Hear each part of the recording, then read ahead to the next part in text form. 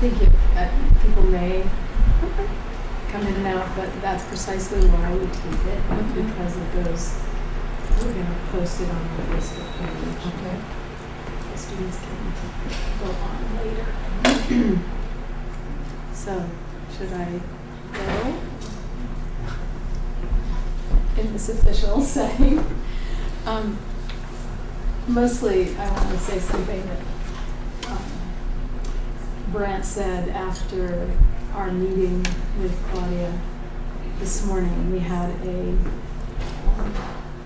search committee meeting first thing in the morning at, it was actually at 11, and then we had our faculty meeting where Claudia came in for a piece of that, and we got to talk about some areas that we wanted to cover, both before and after, when we were in there. And I think there's just a lovely saying, and it was pretty funny to me that Brant said, you know what I learned about, I heard this once about Hell's Angels, that someone asked them, how do you recruit for new people? And they said, you don't, you just recognize them. And I would say that is pretty much what happened all day today, is that we recognize you and you recognize us. Yes. And we want to just close the books on the whole thing and say, okay. But the day must go on, and I think we are going to have more events tomorrow. Claudia is meeting with POC and AWARE. She's also meeting with Judy Wexler. And so there'll be some more events tomorrow. But those of you who have seen her resume, I just passed it out, and we looked at it this morning. I just want to say that Claudia has been teaching in this field and teaching clinical psychotherapy for the past 17 years. And so teaching is a very critical part of this position, as you know. And that you are a licensed psychologist, therapist is a very welcome thing for our department. And I think what's really powerful for us is that you did get your PhD in multicultural clinical psychology. And that really is something our department wants very much to grow in, to have more opportunities in the community at large for our students, and that you bring that experience in the world, and someone who has done a lot of activism, I would call it, in the world around so many of these things. It's just very, very important to where we want to go. And it looks like we also meet around a strong spiritual dimension. Is that right? And it seems what we all felt is that there was a calling toward the school, and that's what we've been so wanting for someone in this position. So it's a hearty welcome. Thank you. And we're now going to go into your talk of what you've been reflecting on. Hello. Hi. Come on in. Okay.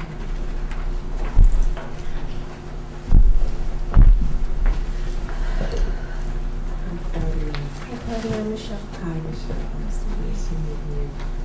So, I imagine that this will be really more of a conversation. There were moments where I thought, I should have a PowerPoint and, all of this, and prepared and have it in my bag, but wasn't really fully committed to that because conversations are kind of more my style. And so when I arrived and the universe had not provided the promised laptop, I decided that was divine. We want to start you on the right foot. That's perfect. It's absolutely perfect. It felt a little forced, so this way you'll get the real meat. I wonder if we might just sort of take a moment, sort of pause, and go inside and tap into that part that we know is our highest truth. And just to hold that just for a moment.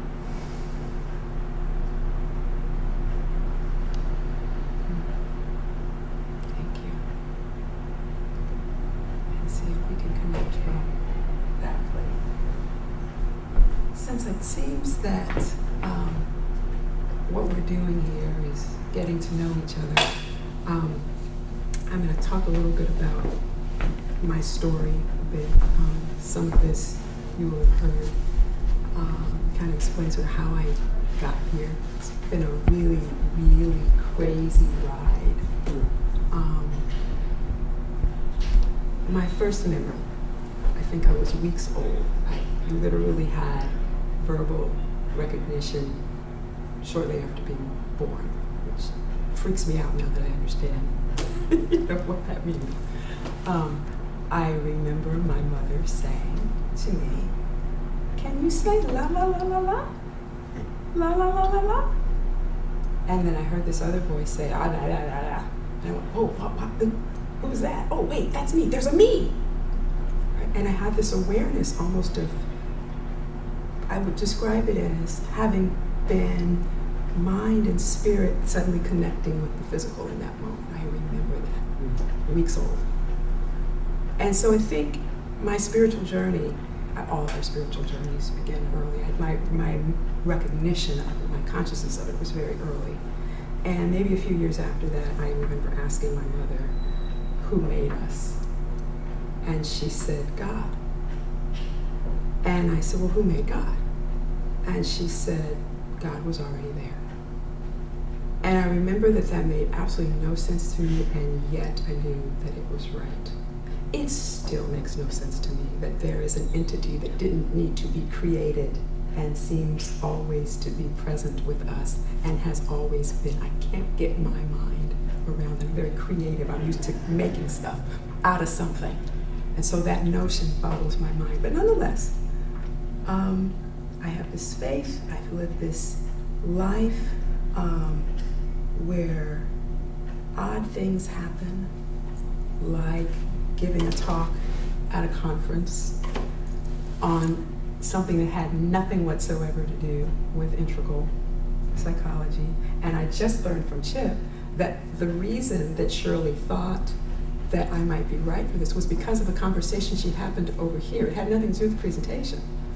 So my life has been full of these divine moments,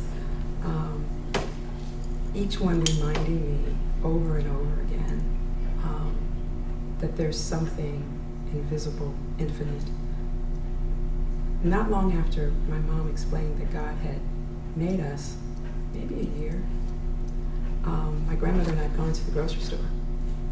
And my grandmother was one of these folks where getting dinner on the table was the most important part of the day. You know, she's a very, very strong religious woman.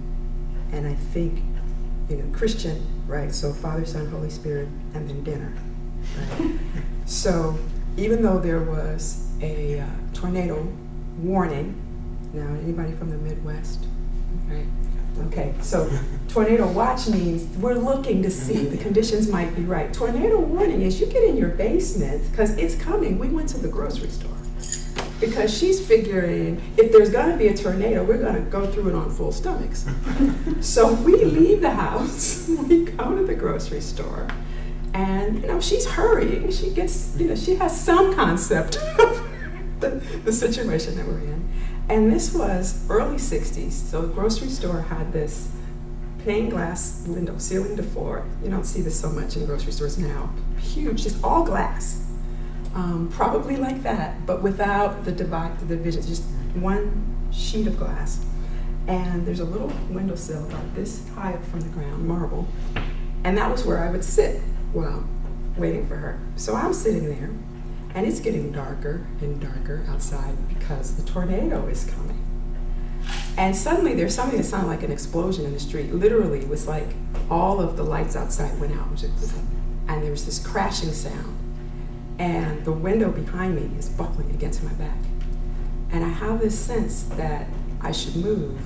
But I also knew that my grandmother had told me, don't you move from there. right? And in my house, in my neighborhood, if you moved from where you weren't supposed to be, that could be actually worse than dying in a tornado. So I'm kind of stuck here. And I look up, and there's a boy who I'd never seen before in our neighborhood, never saw after, who looks at me, sees my confusion, and goes like this. And I get up and I walk toward him, and no sooner than I do that, the entire front of the store implodes. All the glass, car parts, trees, parts of signs, literally folks are ducking, cans of food are swirling in the air. Had I been there another second, I would have been killed. I have so many stories like that in my life. So I wanted to just kind of share with you that that's kind of my background. And so much of that is also culturally relevant. People of African descent, of African consciousness, will often share stories like that. Stories of knowing things before they could happen, saying, the Lord told me that. And one of the things that's often concerned us sometimes about psychology is, what if we tell them that God talks to us? They'll think that we're crazy. It sounds like hallucinations. It sounds like we're delusional. And yet that's something that's often held very strongly in our community. And so when I would tell people I was going to be a psychologist, I remember my stepfather said, well, what are you going to do with that crap? Like, why would you do, you know? And then when I told him I was in therapy, I was actually asked to leave a church because I was in therapy. Literally, you know, that's of Satan and you. Right? So very much kind of a cultural clash. And so the business of sort of integrating my faith with psychology has been a long road. And I think what brought it about, what brought me to psychology was these periods that I'll call of sort of collective amnesia about our divine being. You know, our family was very religious. We'd have these powerful prayer things, amazing miracles, surviving tornadoes, all kinds of things. And then we'd immediately forget what we knew. And so in those sometimes very long periods of forgetting, there was anxiety, there was depression. And there were times when, even though the expectation was that you could pray and you would get better, there were times when that didn't happen. It was extremely disillusioning. And so this idea that I was seeking therapy because prayer was not working was clearly taboo. But what I found was that therapy helped tremendously. And my first experience with it was with Christian therapy, where faith was integrated. You might start a session with prayer. Right? That was my own personal experience with it. And at that time, I was working in corporate America, you know, businesswoman, and I was so profoundly transformed by the therapeutic experience that I remember thinking, I want to do this. This is going to be my life's work. And so I went to school and I got the doctorate. And